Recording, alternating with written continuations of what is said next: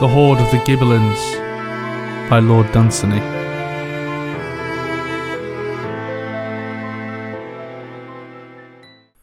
The Gibbelins eat, as is well known, nothing less good than man.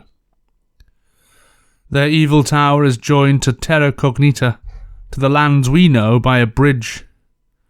The hoard is beyond reason. Avarice has no use for it. They have a separate cellar for emeralds and a separate cellar for sapphires. They have filled a hole with gold and dig it up when they need it. And the only use that is known for their ridiculous wealth is to attract to their larder a continual supply of food.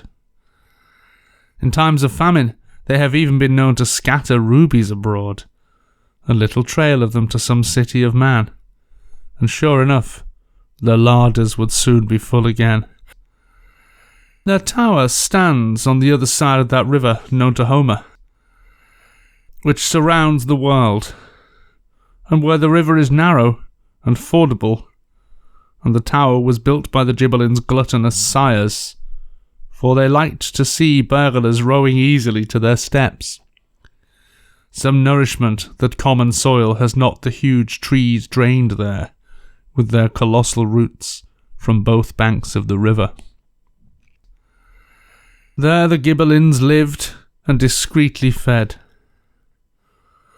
Alderic, Knight of the Order of the City and the Assault, hereditary guardian of the king's peace of mind, a man not unremembered amongst the makers of myth, pondered so long upon the Gibbelins' hoard that by now he deemed it his. Alas, that I should say of so perilous a venture, undertaken at dead of night by a valorous man, that its motive was sheer avarice. Yet upon avarice only the Gibbelins relied to keep their larders full, and once in every 100 years sent spies into the cities of men to see how avarice did, and always the spies returned again to the tower saying that all was well.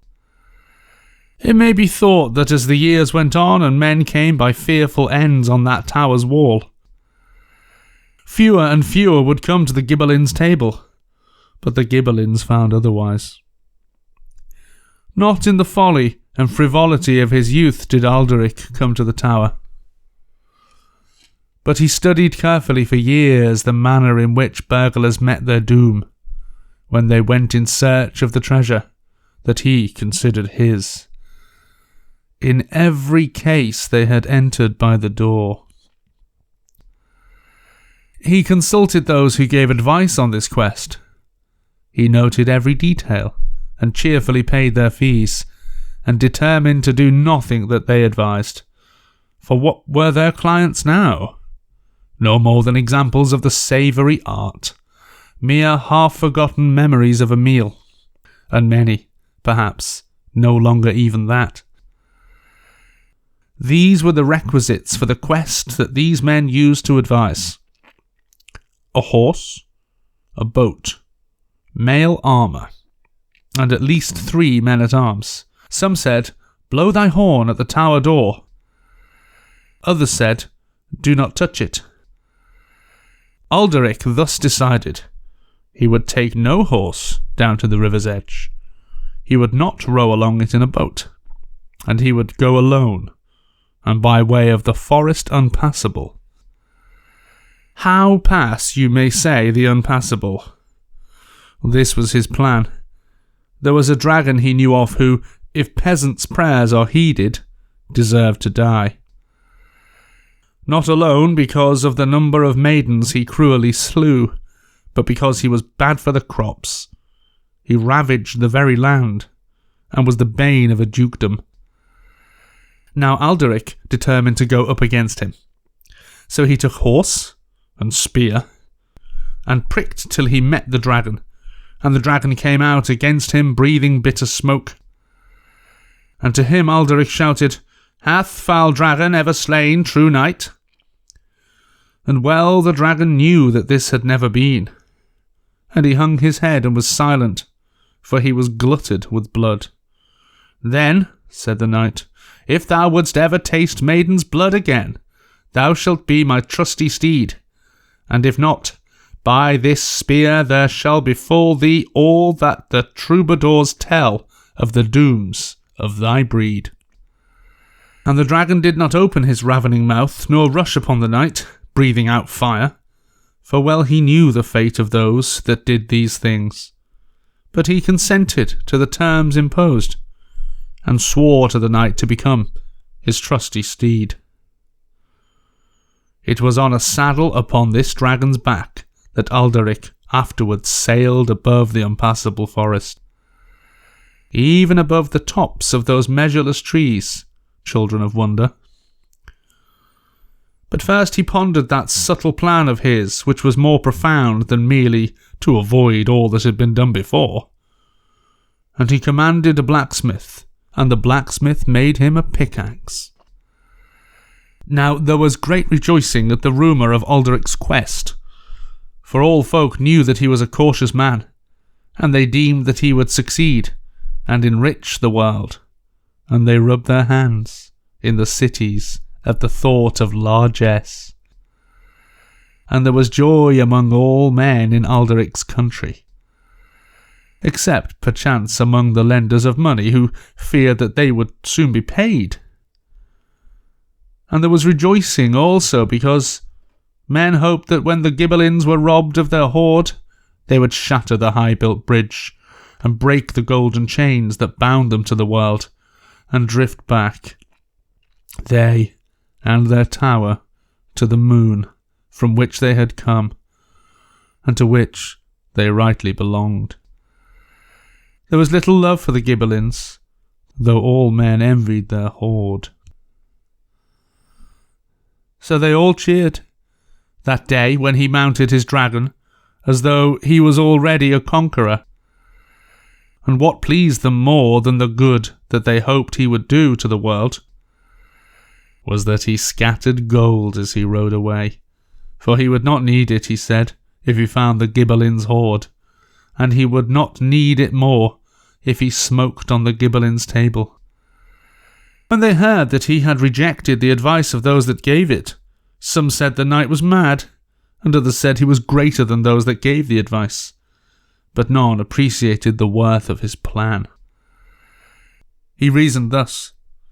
For centuries, men had been well advised and had gone by the cleverest way, while the Gibbelins came to expect them to come by boat and to look for them at the door whenever their larder was empty.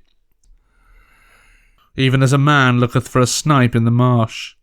But how, said Alderic, if a snipe should sit in the top of a tree?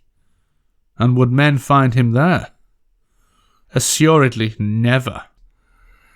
So Alderic decided to swim the river, and not go by the door, but to pick his way into the tower through the stone. Moreover, it was in his mind to work below the level of the ocean, the river, as Homer knew, that girdles the world, so that as soon as he made a hole in the wall, the water should pour in, confounding the Gibbelins and flooding the cellars rumoured to be 20 feet in depth. And therein he would dive for emeralds, as a diver dives for pearls. And on the day that I tell of, he galloped away from his home, scattering largesse of gold, as I have said, and passed through many kingdoms, the dragon snapping at maidens as he went, but being unable to eat them because of the bit in his mouth, and earning no gentler reward than a spur thrust, where he was softest. And so they came to the swart arboreal precipice of the unpassable forest. The dragon rose at it with a rattle of wings. Many a farmer near the edge of the world saw him up there, where yet the twilight lingered, a faint, black, wavering line, and mistaking him for a row of geese going inland from the ocean, went into their houses, cheerily rubbing their hands, and saying that winter was coming, and that we should soon have snow. Soon even there the twilight faded away, and when they descended at the edge of the world, it was night, and the moon was shining. Ocean, The ancient river, narrow and shallow there, flowed by and made no murmur. Whether the Gibbelins banqueted, or whether they watched by the door, they also made no murmur.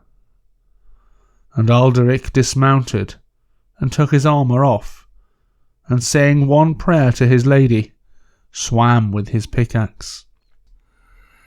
He did not part from his sword, for fear that he meet with a Gibbelin.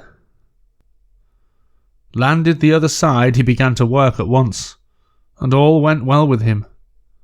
Nothing put out its head from any window, and all were lighted, so that nothing within could see him in the dark. The blows of his pickaxe were dulled in the deep walls. All night he worked.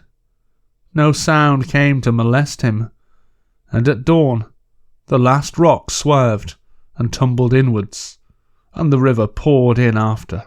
Then Alderic took a stone, and went to the bottom step, and hurled the stone at the door. He heard the echoes roll into the tower. Then he ran back and dived through the hole in the wall. He was in the emerald cellar. There was no light in the lofty vault above him, but, diving through 20 feet of water, he felt the floor all rough with emeralds, and open coffers full of them. By a faint ray of the moon he saw that the water was green with them, and easily filling a satchel, he rose again to the surface, and there were the Gibbelins, waist deep in the water, with torches in their hands, and without saying a word, or even smiling, they neatly hanged him on the outer wall. And the tale is one of those that have not a happy ending.